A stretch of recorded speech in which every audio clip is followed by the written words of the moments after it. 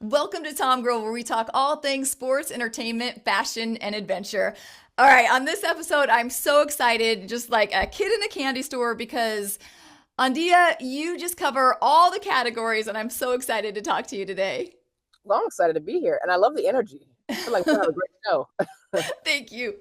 Well, I normally will write a bio, but I just love your energy and I loved the bio that you had on your website. So I'm going to just read that, which I don't normally do, but because you have done so much and there's so many different interesting facets to you and your career that I want people to hear everything right here so that they know they better stick around and listen to all this that you're going to have to say, because it's just I'm in awe of you.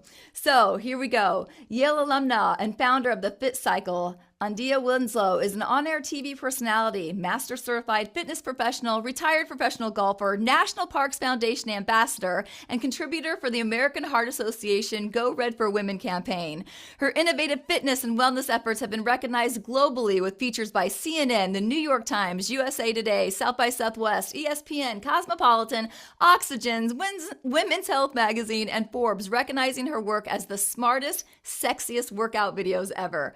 In 2006, Andia became the fourth African American to ever compete in the LPGA Tour history, joining the distinguished ranks of tennis great Althea Gibson. An elite athlete, Andia trained with Olympic Hall of Fame track and field coach Brooks Johnson and was invited to join the USA Bobsled and Skeleton Federation in preparation for the Winter Olympics in Sochi, Russia. Harold is one of the top trainers in New York City. She is committed to her work that encourages youth and adults to maintain healthy and active lifestyles.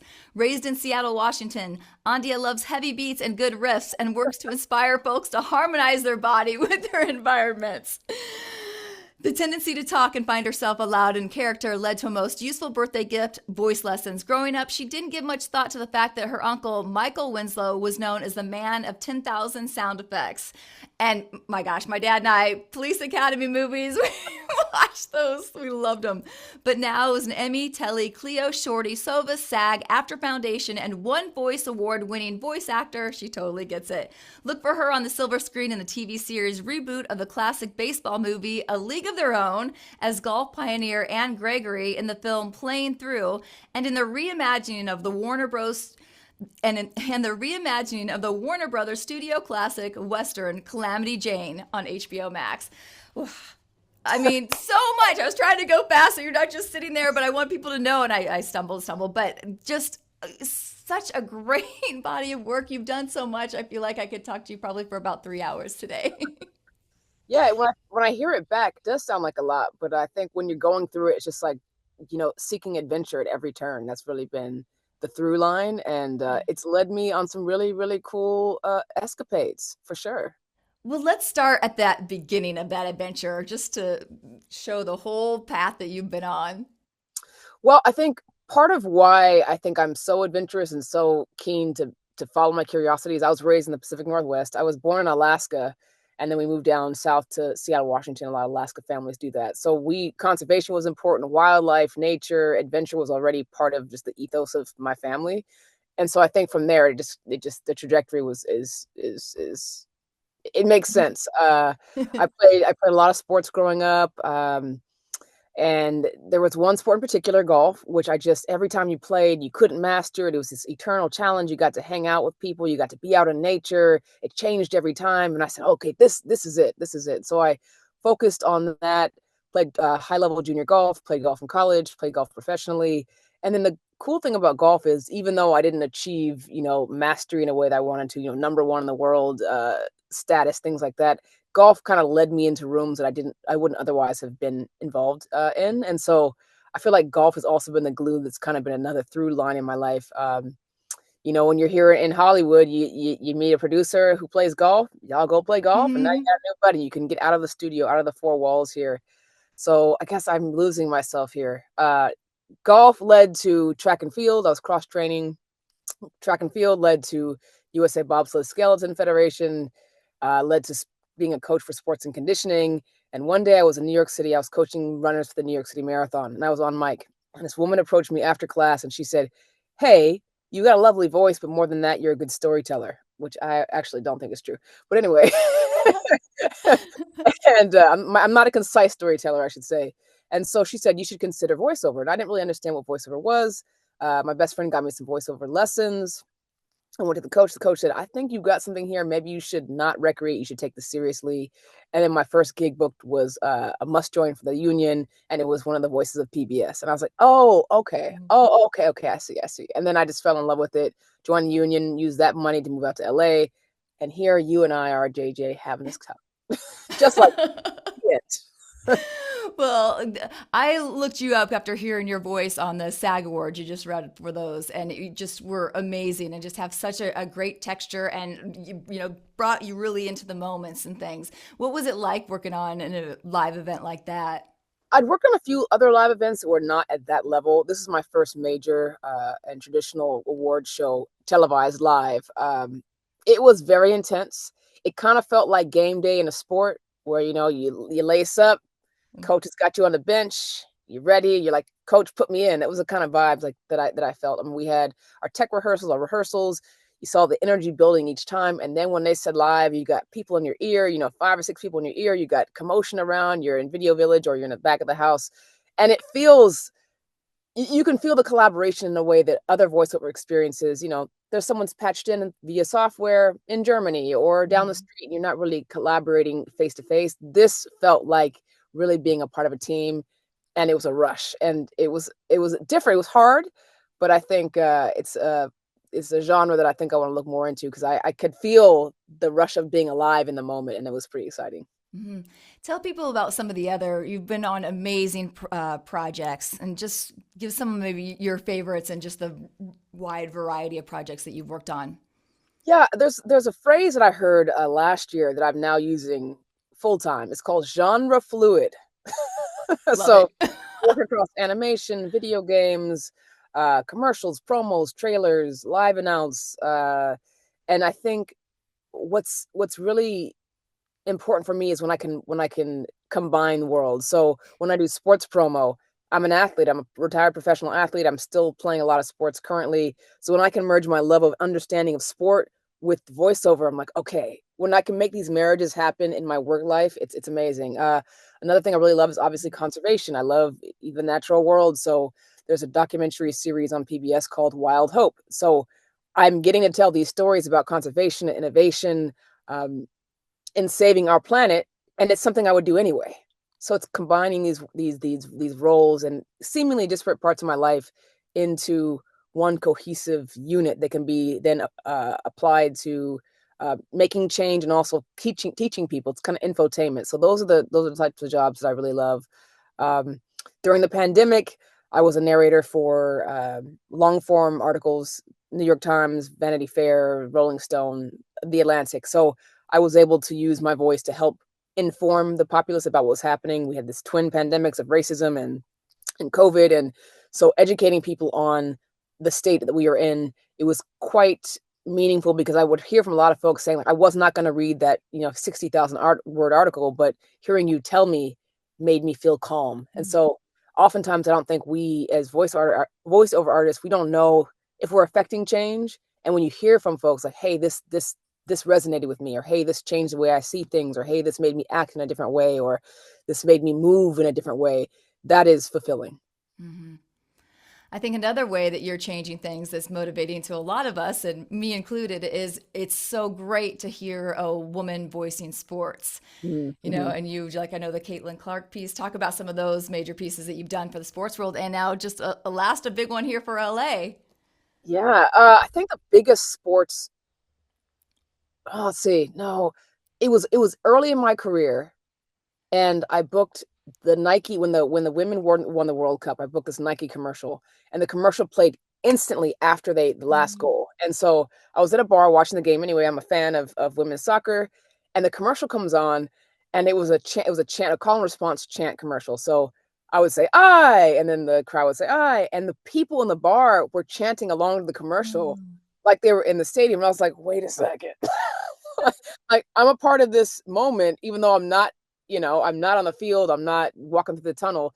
And that was, again, these moments where it kind of comes alive for you. That was fun. When Serena retired, I was the voice to introduce her retirement at the U.S. Open. Caitlin Clark, ushering her into the WNBA. Most recently, I was the audiobook narrator for Brittany Griner's memoir, Coming Home, which was well received, about her time in Russia, being falsely imprisoned. That was very meaningful. So a lot of these marquee sports moments. LA Dodgers, I was the voice for the opening movie film to introduce the players. So So to hear my good. voice at Dodger Stadium, I'm like, I think you've done good, kid. Oh, you nailed it. It was beautiful. It's like, man, okay. So hearing your voice in a Yeah. stadium, there's nothing like that. It's hearing your voice in football stadiums or soccer stadium where it resonates. It's a little lag and it gives you chills, and it's almost like an out of body. I'm like, that girl sounds good. Who is that? I'm like, that's you, girl. I sound No, good. it's cool, and it's also nice because I think historically folks have not seen women or heard women's voices in these moments, but I think because women's sports is having a moment right now. Mhm. We've got purse equity in tennis. We've got the fight for equity and parity in major sports events. We've got the WNBA, this new class of talented players, the NIL deals. People are paying attention to women's sports, and I think that's part of the reason why we're able to get more women's voices doing the promos, doing the live announce, doing the interstitial commercials, the award shows, because we have something to say. It resonates, it's honest, it's authentic, and women play sports. Women appreciate sports. We spend money. We're Mhm. fans. We're diehard. We know this is it's not distinct based on gender. That's my take. Yeah, definitely. You've also done, let's talk about some of the video games characters that you played. Video games, we're currently striking, so I can't speak in too much depth, but Oh, I would say that I've been a part of the Call of Duty franchise. There's another game called Alien Rogue Incursion that's come out. That's a VR game. It's really cool to be part of the Alien franchise. I mean, this franchise has been around for over 40 years, so to be part of that is pretty cool. And some really other cool games. But again, I can't talk too much because yeah. of our current strike situation, but I will say that bringing characters to life, it's not just people are playing a game, they're experiencing a game. And as voiceover artists, we get the opportunity to bring those experiences to life. And that's pretty fun. Hmm.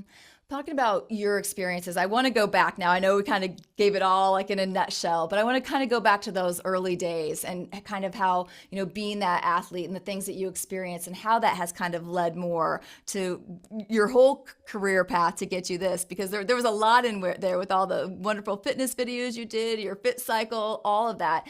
So maybe can we go back to like what it was like, playing golf in college and how that first kind of got you going on in sports and led to the tour? Sure. I think for me, I think it's just something about sport. You got to marshal your own forces. A game like golf, it's not a team sport. I mean, when you get to the professional ranks, it is a team. You got your manager, your coach, your caddy, things like that. But when you're a junior golfer, it's pretty much all on you. So it's just like you're responsible. You're to blame. It's all on you, and it requires you to focus in ways. And I think other sports are different because you're responding to some kind of stimulus. You're more active. Golf requires you to settle down. And so I think for someone like me who's ADHD, as seen by my career path, it was a therapy in a way, I guess. Obviously, it's also, I often joke that golf is like the most abusive relationship I've ever been in because, it just, you can't master it. It beats you down. There's no love there. But when it's great, it's just like, oh, this is it.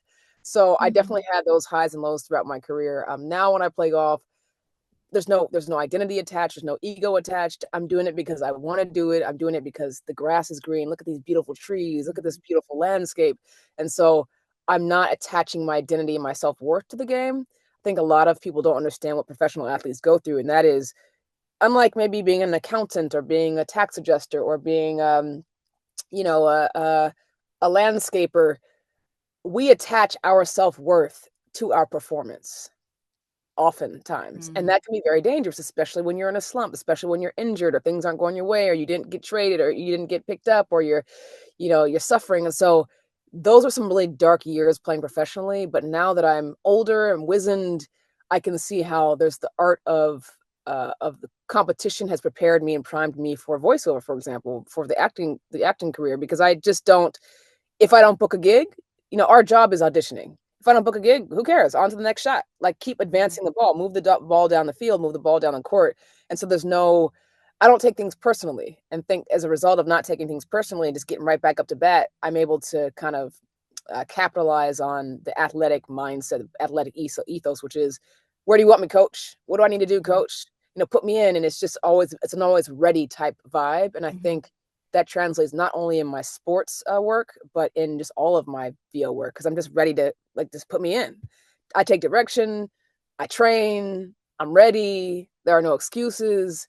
And I think you'll see a lot of athletes who transition from their sport to other endeavors. You'll see them highly successful in the E-suite, C-suite, leaders, politicians, because they believe in an understanding team. They can take directions, they follow orders, they get the job done. And I think that's why I try to get more athletes involved in voiceover, because I'm like, you would kill it. You would do well, because voiceover is an art. Athletics is an art. Moving the ball, shaping your body, being agile, being responsive. It's an art. Do you have a routine like you did when you were an athlete, like a structured process with your VO? I do. We live in California, but I keep East Coast hours. And as a result, I think I'm already ready for auditions coming from New York and from Europe. I wake up at 4:30. I hit the gym, I hydrate, do my vocal warm-ups, do my personal moving meditation. And then I start scanning the email inbox for auditions. And I think that structure keeps me feeling less listless and more productive, because, as you know, our job is to audition, and booking is like a party. It's like, this is dessert, because it doesn't happen. I mean, it happens, but it doesn't happen that often. I mean, then if people understood what it takes to be at the top in voiceover, is harder than being the best batter in the league in baseball, the best free throw shooter in basketball. The numbers are so our percentages are so much lower than the best in any other field. So the best in voiceover, they might be booking maybe 11 to 18%, or maybe 8 to 11%. So it's really a numbers game. And so you'd think, like, let me look back on my daily digest. What have I done today? I've done nothing. I've done what? It's 7:37 p.m. and there's nothing to show for it. And so as a result, you might lose your mind. So for me, that structure, I'm like, no, from 4:30 to 8, you did your warm-ups, you worked out, you answered email. So I can see that I've actually done something, when oftentimes our job yields nothing. Right? Yeah, I'm glad I don't feel like the only one. Yeah, because there's weeks go by, and I'm very much like you. We're on the same clock. I get up early, the same, but there'll be like weeks go by, and I'm like, what did I do? Because I didn't. You only had like one session or something, But it is. So how do you get through that mindset, right? When you're faced with that, it's not even a rejection. You just don't even hear, like. I think really it is just that. It's just knowing the job is auditioning. I think when you think the job is working, being on set, eating all the snacks at Crafty, hobnobbing with producers and being all fabulous, when you think that's the job, that's when you get the expectation of the fabulousness, that's when you get in trouble. But if you would remember that the job is just this being in the trenches, the slog of it all, then you're like, oh, okay, well, that's the job. The job is to be in this padded room by myself in the darkness every day of my life, maybe not having any human connection at all for a couple of days. If I remember that that's the job, I'm like, oh, I'm doing the job. This is the job. So then I think that's good. I mean, but when you do get to come out, when you do get to see, fresh air and get to engage with people, and our community is so welcoming and supportive, that also reminds you, like, oh man, we get to do this job. Not I have to do it. We get to be in the voiceover community and bring these stories to life and bring the words off the page and craft these narratives. And then you're like, oh yeah. It's worth being in the darkness in a padded room by myself, talking to myself.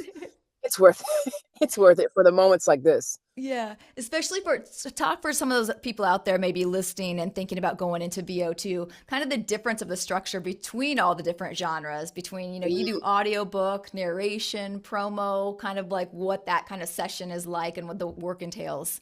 Yeah, that's a really good question. I actually want to ask you that same question. I want to get your opinion.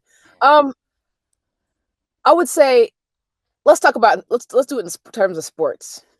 Commercials, it's like the sprinters and the jumpers. It's quick, fast. I would say narration, long form narration, like audiobooks, that's like the ultra marathoners. It's intense. It's intense. And ultra marathoners, that could be a week full of recording 6 to 8 hours a day for a week. And then you do your pickups, meaning your mistakes, your corrections on the next week. So that's tough. A commercial session could be 8 minutes. It could be 3 hours, but it could be usually it's like 30 minutes or less, an hour. And then you got, let's see, you got your video games, which are like maybe the throws, like the javelin, hammer, discus, because it's like a lot of might, right? Then you got promos, which are like, promos are like, what would you say, JJ? What field, track and field sport? Promos are like, I mean, I think they're even more like the real sprint, like the 100-yard dash for 100 yard me dash. for promo, because those are usually my fastest ones. And like, because sometimes with commercial, like you said, are fast too, but sometimes there might be the Commercial client. like 400s. Commercial like a 400 race. Yeah. Promos are like 100 meter dash, Yeah, there you go. CR 60 indoor. Animation is like Mm, animation's like heptathletes. I love this. Right? Yeah, yeah. What else we got? We got live announce. Live announce is like, Ooh. ooh, live announce is like all of them because you got, well, maybe the live announce is heptathlete. Did you Live, get that track nervousness when you did the live announce? yes. Were you okay? Yo, I was before it happened. I was like pacing, like go to your room. I was like, nope, nope. I don't know what happened, but mentally, it's like live announce is like going down the bobsled track before a race. There's a when you're at the top of the key to go down the bobsled track. It's a mile-long track. You go 70 miles an hour up to 5 Gs. The clock counts down, goes doot doot doot doot, and then you have to sprint. I did skeleton, so then you jump on your sled, prone position, face first. You jump on your sled and you start to drive with your hips and your eyes and your shoulders. In voiceover, live announce, they're like, do, do, do, and live. And you're like, oh shit. You forgot to say that? Yeah, yeah, you can say it. And then it goes. And then there's like people in your ear. It's like NASCAR. Hmm. Live announce is like NASCAR because the speed is very quick. They have communication, they have comms in their ears in NASCAR. You've got your pit crew. When you have intermission, you got your pit crew. They get your water, fix your script. They do your highlighting. That's what it is. The live announce is NASCAR. Love this. Yeah. What did we miss? We did promos, commercials, live announce, video games, audiobooks. Sports. I think we got everything. Yeah. Yeah. So Yeah. basically, there you go. So if you Yeah. want to know what the genre is like, there you have it. I'm gonna think of that visual now every time I'm doing those various ones. Sure. Audiobook I haven't done yet though. That have you, I know you did yeah. I've done. I love like a kid's book That's because you're like Dr. Seuss. You tell a story, you give it some body language, and it's over. yeah. I've done some ensemble reads too, and you're like, Mm. I'm just going to do chapter 7, and everyone's going to come together. We can celebrate when it does well, and people love to listen. Great.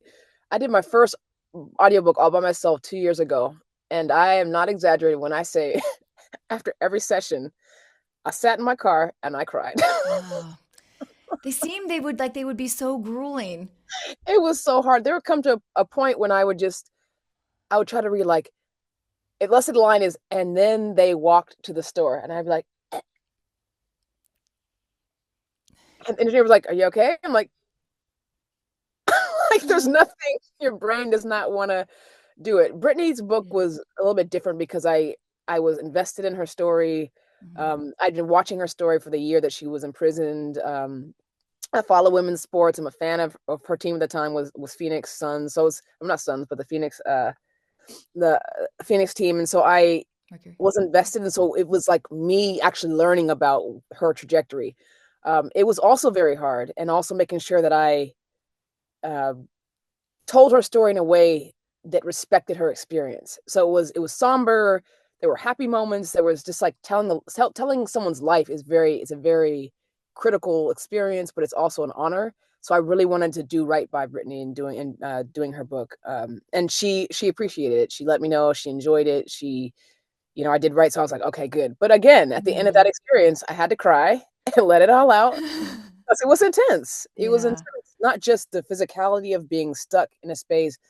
I have attention deficit issues. I need to be moving and going, and so it was a lot to be quiet, to be sound, to be focused, to be centered on access on my mic, telling some very depressing stories, for that amount of time. But I think in the future, if I'm able to get the opportunity to do other audiobooks, I'd want them to be books where I'm like, I would read this myself. Mhm. I would want to bring this to life. I would want to hear someone tell me this story. And so I think going forward, I'm going to make sure I choose in a way that's responsible to my own bandwidth, Mhm. if that makes any sense. But yeah, audiobooks are just, I think it's the hardest thing I've ever done in voiceover. It's just so intense. But when it comes out and the result is good, it makes it all worth it. Mhm. The tears and everything. And yes, there's crying in baseball and there's crying in audiobooks as well.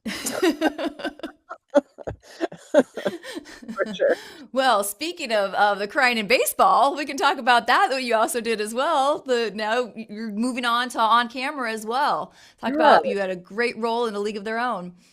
that was a very exciting experience. I mean, I grew up and watched the movie, so that was like a full circle thing. It was one of my favorite movies growing up. It's one of the top grossing sports movies of all time, male or female. And I think the movie addressed some important themes, but it left some other things on the shadows in the periphery. So the TV series really brought those issues back. They talked about race and gender and sexuality in ways that the movie at that time could not. And I think the series made a lot of people feel like they were part of society in ways that they had never seen themselves before. So I think just hearing from the fandom of the show how they felt seen, how they felt heard, how they felt represented, and they've never in their life felt that way. That was really poignant and really something I'll always take with me. My character was Esther. She was a ace pitcher. I pitched when I was growing up, so that was kind of a cool thing. It paralleled my life. And then I actually spoke at a panel at Comic-Con about voice acting, and one of the actors from the original A League of Their Own was on the panel. She's also a voice actor. And my parents found in storage an autograph I had gotten from her in 1992. No And so here we're way. in 2022, so I was like, "You signed this for me when I was 10." Like, so it's just like a really amazing full circle, and I think voiceover also brought me to on-camera acting. So it's been a really very circuitous route, but it's been really fun. It's Mhm. been really fun. Yeah. I love that you just your whole journey just on to the next thing, and so how has this now that this chapter been? I just watched the Calamity Jane that you did, and just how are Mhm. you learning and evolving as a on camera actor? On camera, I think acting is acting. So I think a lot of folks are like, I want to be a voice actor, and I'm like, yes, but it's less about voice and it's more about acting. And because I had not come from an acting background, I don't think I understood that. I was just like vocalizing what the words said. I think voice acting has taught me how to act, and now I'm learning how to let go of the self consciousness of being on camera because we're hidden. I can wear Hmm. my pajamas. I can wear nothing. I can wear the emperor's new clothes. I can do whatever I want in here by myself. But when you're on camera, you've got to you got to have a fresh face. You've got to be aware of the camera angles and aware of, how the lighting is on you and aware of your scene partner in ways that I think kind of feels like being a drummer, maybe. There's a lot of things happening and you have to kind of coordinate all at the same time. So I think I have a lot to learn in on camera. The League of Their Own experience was great because the directors and writers, they let me hang out on set. It was also during the pandemic that we shot. So I had nothing to do. And it was shot on location in Pittsburgh. So I lived in Pittsburgh for several months. So I would shoot my scenes or my day, and then I'd say, "Hey, can I just come to set?" And I just hung out on set, kind of like Urkel. Like I just go to the Winslow's house and I just be there all day, eating their snacks, getting in their business, learning how things work. And it was a great, great opportunity to learn. Um, and I forgot the question. I got lost. I got lost in the sauce, JJ. Just how you're evolving now into this next realm that you're in with the on-camera acting. Yeah, I think I want to be able to tell stories that are meaningful, that are impactful. I want to be able to always look back at my body of work, whether it's voiceover on camera, and say I'm proud of that effort. I'm not going to say yes to things that are, careless or callous or um, that they're injuring anyone in any way. I think it's important to, again, move the ball forward. But yeah, I think now my excitement is like, how can I, so far I've been booked in things that actually mirror my actual strengths or abilities. So, the Calamity Jane, I know horses. And so it's easy to transition because can I ride a horse? Yes, I can. The baseball thing, we need someone who they actually were trying to hire an actor and teach her how to play baseball, but I didn't know how to act. And they're like, well, we'll teach you how to act. You know Mm-hmm. baseball. So I did that. The golf movie, same thing. They had hired a professional actor who's a pretty high up person in the industry, and she didn't know how to play golf and it just didn't look right. So they're like, well, get a golfer and teach her how to act. So like I can golf, and I'm voice acting. So it's been kind of cool that these sports have paralleled and led me to success Mm-hmm. that way. I think I'd be excited to be challenged in a way that's maybe a darker independent film, things where I have to emote more, things that are not so much as a parallel of who I am, because those are pretty simple when you're just like, be an athlete. I'm like, got it. I can do that. I can do that. Just act Yeah. like you're in the sport. I'm like, got you. Let's go back and talk a little bit just how you're shifting like that from, like you said, to golf, to baseball, to different things. So when you were done golfing, live the tour, then talk about how that you ended up training for track, and then the skeleton that you were describing. Yeah, that was a random one. I was living in Florida. I was still an amateur at that time, and I was finding I needed to cross train because I'd always been an athlete. But I'll say this, and this is probably controversial statement. I'll say it. I can say it. I can share it with you. There are a lot of golfers. No, let me rephrase. I'm trying to not get in trouble here, JJ. There are many professional golfers who are also athletes, but not all professional golfers are athletes. Is that what I'm trying to say? There are athletes who play professional golf, and then there are Okay. professional golfers. Okay. Not all professional golfers are athletes. A lot of them are just technicians playing Mhm. a sport, if that makes any sense. Yep, that makes sense. But a pianist is also a technician as well. It's not a sport, but piano is very athletic. It's very, physical. So Mhm. I would just say that I needed more than just golf. And so I needed to run. I needed to move my body. I needed to move through more than one plane of motion. And I just needed to move. So when I lived down in Florida, there was a place called the Disney World Wide World of Sports. It's now the ESPN Wide World of Sports. And it was an addendum to the Disney parks. They had baseball facilities, soccer facilities, basketball facilities, gyms, tracks. And because I worked at the Disney World in the golf operations department, I had access to the facility. So I was out at the track one day, cross training after work, after training, and I see in the distance this group of glistening, beautiful, in shape bodies. And I was like, what's going on over there? Let me make my way over there and just run on by so I can check it out. So I'm nosy. And it turns out it was one of the track clubs for USA Track and Field. And it was head by Brooks Johnson, who was my track coach, who's now passed away, sadly. But he was this famous track coach, and these were his athletes. I'm talking about world champions, Olympian champions, best in the nation, and just that was his training group. And so he invited me to join because he's like, "You've got a good stride. You can be a rabbit for my athletes. It'd be great for you to cross train." And he kind of became like coach slash grandpa figure. And I got to train every day with the best in the world, the best in class at their different events, their different disciplines. And that informed a lot of, I think, what's happening in my life now, whether it be on camera, voiceover, or whatever, because I got to see greatness in action every single day. Not just the race aspect, but the preparation, the mental fortitude, the how you deal with setback, how you break through sticking points.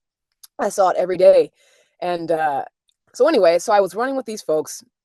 Fast forward a couple years, the USA Olympic Bobsled and Skeleton Federation was trying to recruit summer athletes who had speed and sprinting power to winter sports. Because oftentimes the folks who were in the system are not very fast. They've got people who live up in the Adirondacks or in Utah where we have bobsled and skeleton tracks. And they may not be the fastest people, but they're good technicians because they live there. They can study the tracks. And so they were recruiting summer athletes over to winter sports. And they needed a list of names. So they asked, I guess, USA Track, who are some sprinters who might consider trying this? And somehow my name got on that list, even though I was not running professionally. And so they called and they said, hey, do you want to try out for bobsled? And I was like cool runnings? Like, what? I'm a golfer and I haven't, trained in a while. And they're like, yeah, come up, take this combine. It's a test of speed and strength. And if you pass, you can live at the Olympic Training Center and that'll be that. So I'm like, I'm not doing anything.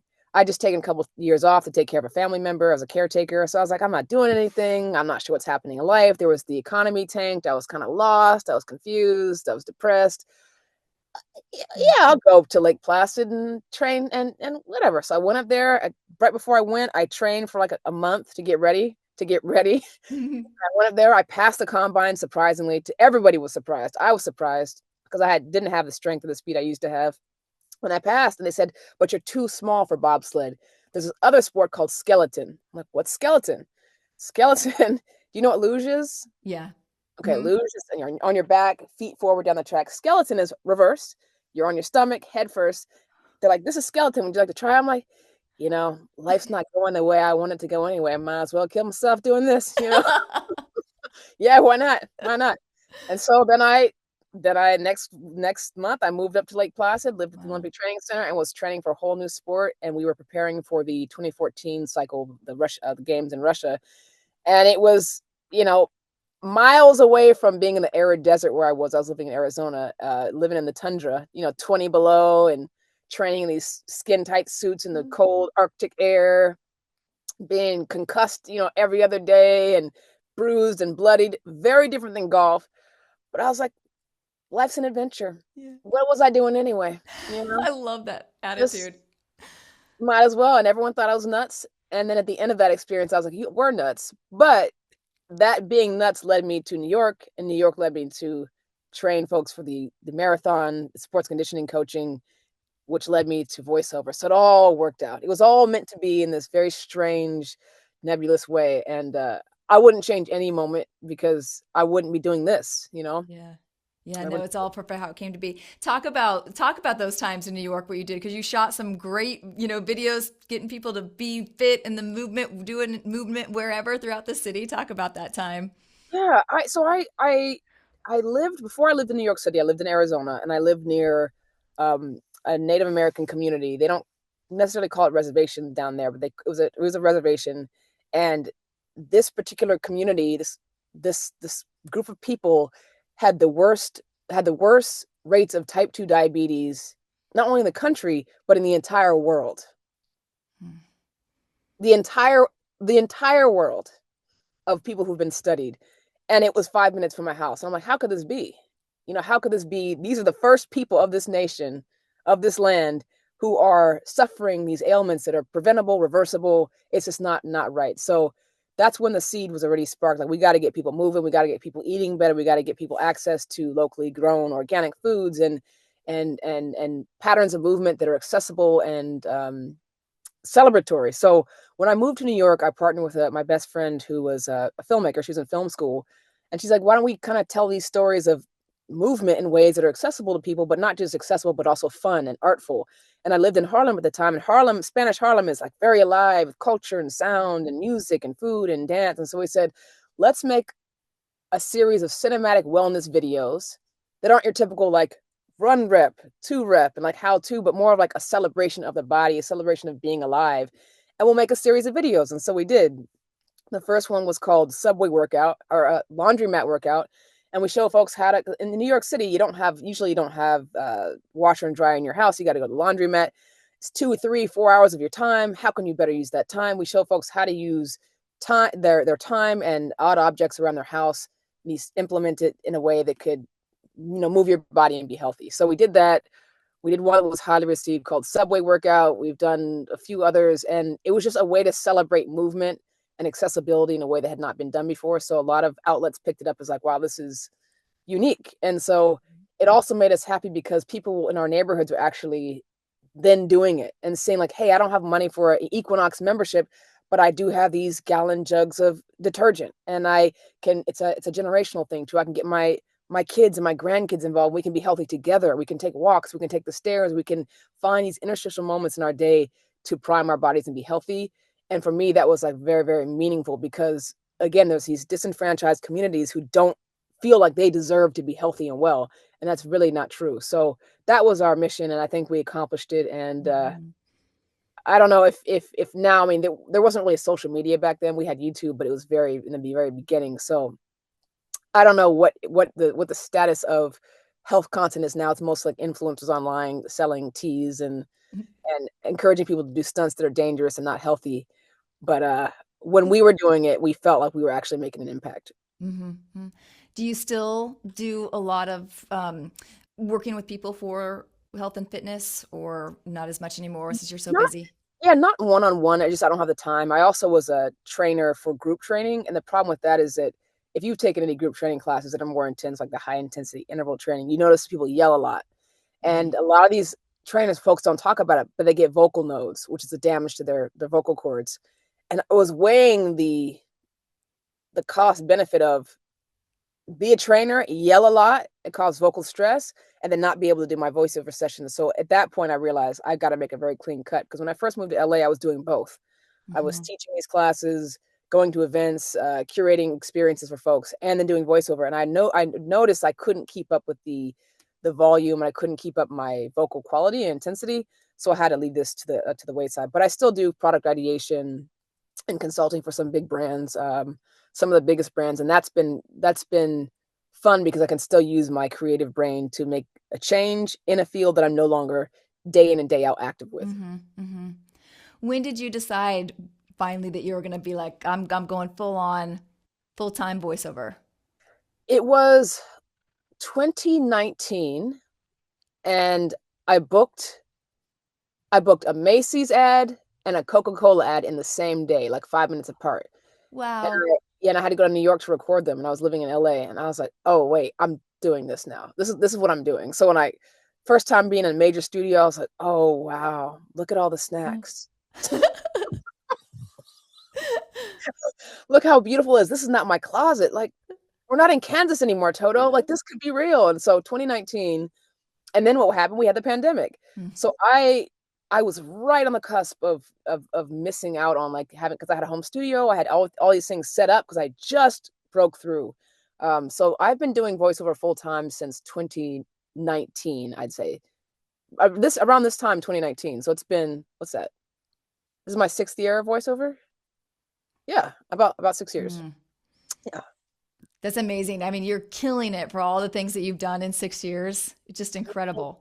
It's also just a great testament to the community. I mean, the voice of people talk about it, and it's changed a bit, I think, in the past few years because of social media and the internet. But the voiceover community is one of the most welcoming and supportive communities, creative or professional community I've ever been aligned with. I mean, when I first got in the business, folks were like, "Take this class here. You need to know this Mhm. person," and then you got mentors like Joe Cipriano and Randy Thomas and all these folks who give back to the SAG-AFTRA Foundation, which is where I learned how to perfect my skill.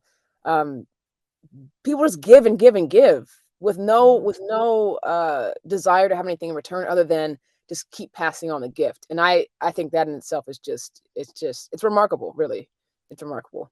Yeah, I completely agree. I think the community is just such beautiful people and just so nice. Like you said, there's some of that not as competitive as maybe some on camera stuff, it seems. I feel like Right. we're kind of all feel like we're in it together and it just Yeah. and cheer each other on a lot, which Cheer is each other great. on and also like share work. Like, hey, I don't these specs don't fit me, but they'd fit Yeah. JJ, and you send stuff to other folks. I Yep. mean, Bill Ratner was one of my very first, I guess, voiceover mentors, and he has a daughter who also does voiceover, Ariana Ratner. And when I was just starting out, I think it was like 2018, when I was just learning about it,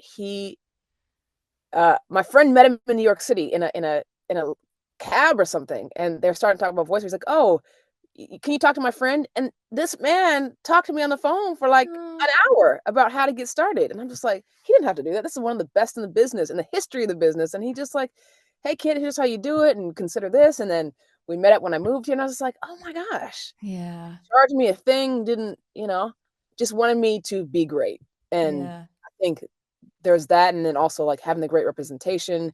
Representation is very important, not just in helping you get auditions, which can lead to work, but also in kind of structuring your career trajectory. I mean, some agents, maybe they don't have the best standard of care and they don't see that it's not about making money. It's about building a life. It's about building a book of work that you can be proud of, and also looking big picture. And I think I've been very, very fortunate to be with DPN. Trish Ryan was my first agent there. Kama, Mike, Vince, David, they've all, Natanya, and all the assistants. They've been just remarkable stewards of my career when it was young, now that we're kind of in the middle of it. And I'm so fortunate.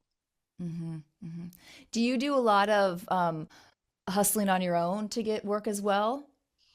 I did more in the beginning. I think one cool thing about voiceover too is you can have recurring clients, which I Mm-hmm. do, or campaigns that last over time. But yeah, at the end of the day, you are your best agent. Yes, you can. And I think folks kind of, there's a misnomer like, oh, my agent's going to get me, but they work for and with you. You also work for and with you if you're doing it right. This could be seeding leads, like, hey, you meet someone at a conference and then you put them in touch with your agents. Their agent can do the finesse and get you over the finish line. So you always have to have your head on the swivel for opportunities. You need to be a good person. You need to be respectable and someone who's fun to work with, responsible, professional. But yeah, I think ultimately you are your own brand. And it's like what Jay-Z said, I'm a businessman. You're a businessman and a businessman, like a businesswoman. You need to be, when you're selling yourself and your voice and your actual physical tool, you need to be your best agent. And I think you do that with all the things you do. I'm finding that I feel fulfilled when I can also take the reins and do some of the work. Mm-hmm. Mm-hmm. What advice, kind of like Bill gave you in that call that you had on the car, what advice would you give to people out there listening that are dying to break into VO or get started? It's a good question. I think the first thing is you got to do the work. I think a lot of folks, especially now, and I just don't want to be that person who's like, well, kids these days, they don't want to do the work. They want you to be like, they put their hand out. They're like, I've got a great voice. Hook me up with your agent. I'm like, first of all, girl, Missy, sir, bro, bruh, Yeah, first bro. of all, bruh, first You of all, may have Riz, but that's what my niece and nephew are always talking about. your attitude is so mid. Yeah. Okay, that's not how that's gonna work. It's just there's like this element of respect, not only for the people with whom you'll work, but for the craft. It's a craft. And I think when things become a craft, when things are a craft and you can do it really well, it becomes an art. Folks just want the end result. They want fame, they want money. They don't want, it's like the vocation I'm seeing that people want now is like fame. I'm like, but what do you want to be famous? I'm like, but what do you, it doesn't matter. It could be being a chef, being a celebrity trainer, being like a celebrity, tree cutter. They just want to be famous. So I think if you're going to do voiceover, you have to understand that voiceover is highly competitive. There are folks who've been doing it for 20 and 30 years who are not coming off those contracts because they're living a very lovely life. And not only have they been grandfathered in, but they're good people, they're professional, they're on time, they're respectful, they know what they're doing, they know how to use the tools, they know how to use their own personal tool, they follow up. Like you're competing with someone who is a bona fide pro. And you've not trained, you've not studied the market, you don't know the power players in the business, you don't know the genres, you don't know how to use your tool, you're not healthy. Like you got to do the work. So before you ask for handouts, you got to understand the business. There's a really cool website that I recommend folks go to. D. Bradley Baker created a site called I want to be a voice actor.com. And on the site, even the question and answer, this man for free lays out what it means to be a voiceover actor. And so when people ask me, I'm like, go to the website. And when you're done reading everything on the website, everything, even the Q&A, come back to me. Of the thousands of people who've asked me for advice, maybe 3 have actually done what I said. So at this point, people are like, I want to have a conversation with you. I'm like, no conversations. Go to the website, check it out. And if after you do these things, you have more questions, then we can discuss. Because I want to be a conduit like Bill Ratner and help people, but you can't waste your time because people are not willing to do the work. So that's my first piece of advice. That was very heavy. I just put that all on you. I'm sorry. It was great. But also just like in terms of simple things people can do, listen. Don't turn the dial down when do people turn dials anymore? No, they don't. They just press. Actually, I think mine in my Jeep is actually a dial. It actually is. When you ask a kid now to like pretend they're talking to someone on the phone, they don't do this. They do this. Have you seen that? Oh. Because they don't do this. There's no Oh, receiver anymore. yeah. They're doing like this. I'm like, oh my gosh. Telling on myself. But yeah, just don't turn the dial down when you listen to commercials. Turn the dial up. You need to hear what's out there, what's resonating, what marketers are hiring. Read everything aloud. Text messages, menus, billboards. You got to read aloud because you need to know how your voice sounds. And then also you got to find the buckets of characters you're hearing. When you hear a commercial, is it the girl next door, a guy in the know, mom with an edge, dad who's not responsible? Like, where does your voice fit in? And then you should get vocal training because there's a technical aspect of the equipment we use, the microphones, the interfaces that you need to know how to use. And the last thing I'd say is like, if you're going to take coaching, you might want to take coaching from someone who knows what they're talking about. And how do you know? You go to the website and see their body of work. If they're another actor, are they currently working? Not did they work in the 1990s? Because the trends change. What are the trends now? If they only worked in the 1990s and haven't worked since then, you probably shouldn't go with that person because they don't know what's happening now. Because if they did, they'd still be doing it. Right? Or also take lessons from casting directors because casting directors are actively casting what's on the market now, and they can kind of shepherd you towards the buckets that fit you, the trends that work for your voice, and that's what I would say. So listen to everything: commercials, promos, trailers, conversations with folks on the subway, arguments at the dog park, because those moments can inform your characters. And then listen, read everything aloud, take vocal training, and then maybe go online and follow the careers of people who you respect and see what they're doing and see, what are the themes that are consistent throughout that make them successful. Not just voiceover actors, but business professionals or athletes. What does it require to be at the top? And so those are my recommendations. I hope that's not too much. No, that was great advice. Thank you very much for sharing. It's awesome. And thank you so much for taking the time today to tell all of your story. I could keep you here all day just That's fun. listening to it. There's so much to you. I love it. Tell everybody what's next for you, where they can see you or hear you. What's next? That's a really good question. I never know what's next. I never know. Online, they can find me at andiavoiceover.com, Instagram at Andia Winslow, LinkedIn, in these streets. I mean, just wherever. Where the coolest burrito truck is, that's where I'll be usually. And where is that? Do you have a favorite? Yes, I do. I feel like at this point, they owe me like free burritos for life because I have recommended them so many times. It's called El Chato. It's on Olympic and La Brea. Their hours are kind of funky and their days are kind of funky. They may not be there if it rains or it's a holiday or they don't feel like it. But when you bite into that, do they have good tacos too? Yes, they got good tacos. They've got good burritos. If you're vegetarian or vegan, they have options, which I am. So listen, I had been when I first moved here, this is a stupid story, but I had been searching for the best. Like, I'm on a mission. Forget voiceover and professional career. I need to find the best burrito in town. So I went to hundreds of places. And finally my neighbor's like, there's a truck that like a couple blocks away. That's the best. And I was like, I've been going all over I've been going like out of LA County to find. He's like, it's just down the street. You ride your bike. I was like, okay. So one night I go there and I was like, it's like a grandma and a grandpa. They're like blues brothers. They put their glasses on. She says a prayer over the food and they start cooking. And I was like, oh my gosh. And then I fell in love. Oh, I'm going to have to go check that out sometime. We're going to have to meet for a burrito. Let's do it for sure. All right. Well, I'll let you go, but thank you. You're just such a joy. And I just thank you for being an inspiration, to all of us. I just can't wait to keep watching you, keep killing it, and wait, I can listen or see you on next. So I just, you really are really motivational for all of us. Thanks, JJ, so much. Thanks for having me. Yeah. All right, guys, that's it for today. You can follow us everywhere at tomgirl.tv. So feel free to put any comments, things you want to see next on the show.